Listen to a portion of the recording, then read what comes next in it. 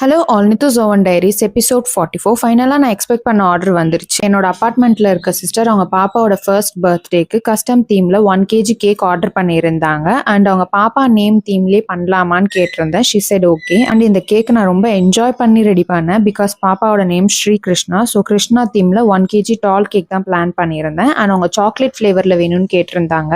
And cake base crumb coat வரைக்கும் complete பண்ணிட்டு fondant work start பண்ணிட்டேன்.